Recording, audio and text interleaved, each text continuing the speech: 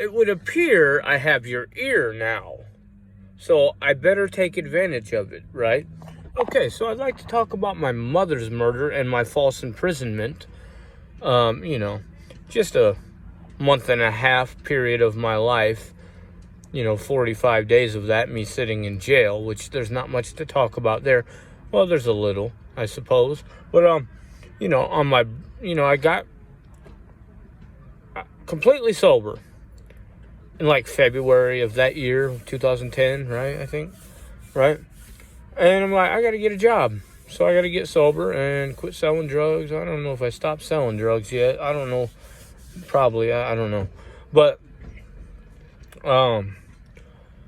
got clean, got a job, and then my birthday comes around, May 12th, and, I'm laying in bed looking at this fat, miserable bitch next to me, and I'm like, man, I'm going to get a call saying my mom's dead today, which me and my mother were not close because I was brainwashed to believe she was crazy, right? Right? Real crazy, I bet, right?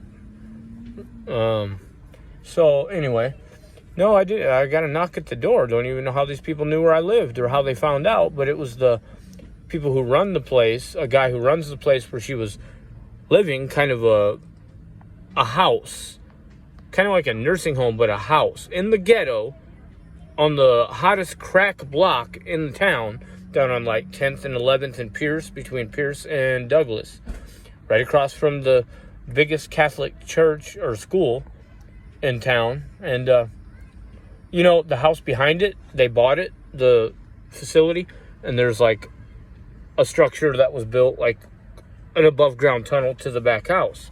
And that's where my mom's room was. I've been in that house before they bought it. It was a dope house. You know what I mean? So yeah. Anyway, they say, oh, your mother's got lung cancer. She's got diabetes and she needs her gallbladder removed. She probably only has a month to live.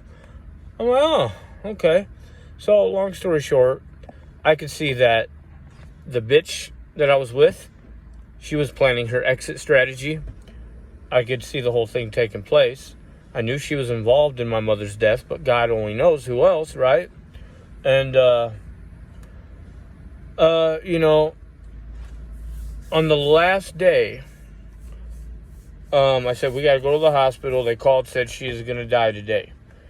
She said,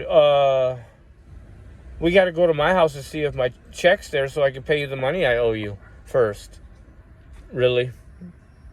It's a week or week and a half late. It's never been late before. You're not trying to pay me. I know what you're doing. But I didn't say anything. I don't got time to argue. So I'm like, okay, so we rush over there. Check's not there. Imagine that. So we rush to the hospital. She says, I'm going to wait in the gift shop. And I'm like, oh, I bet. Yeah, her mom worked there. My two exes after her, her mother worked there. Her sister worked there at St. Luke's. And I'm like, oh, her mom, her mom's a fucking dope-head fucking criminal, So I'm like, yeah, she's going to text some. This is what's running through my head. She's going to text somebody upstairs. We're here. Kill her. This is what's going through my head. I get up to the floor, start walking down the hallway. Nurses are running in and out of my mom's room, shutting the door behind themselves. 2 female nurses. I get down to the room, and I'm already like, dude, I'm already seeing what's playing out. Like, everything that I think is going to play out. And I'm just like, what the fuck, I walk in the room. My mom's dead. She got vomit on her pillow. One of the nurses, I'm sorry. I'm just like,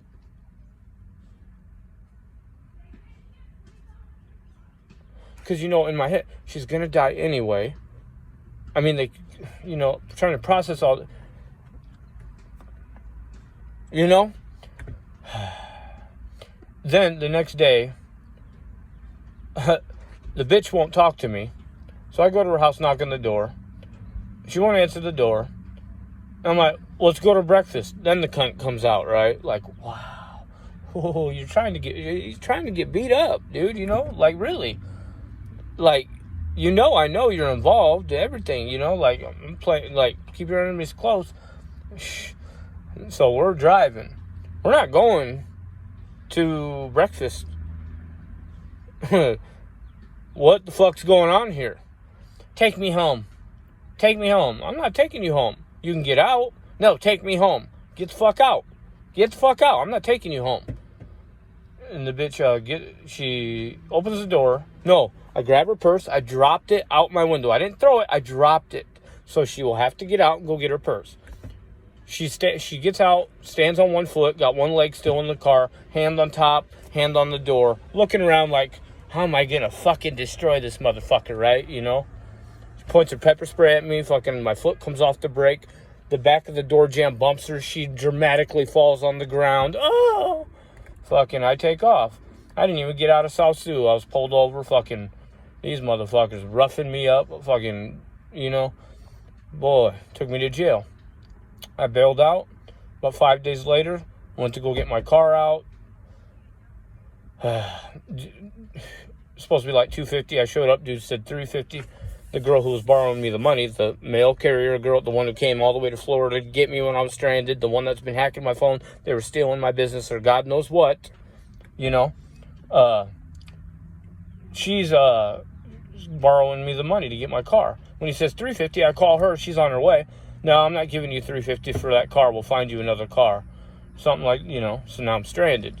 So I tell him, well, she said, and I already explained to him, like what I'm explaining to you.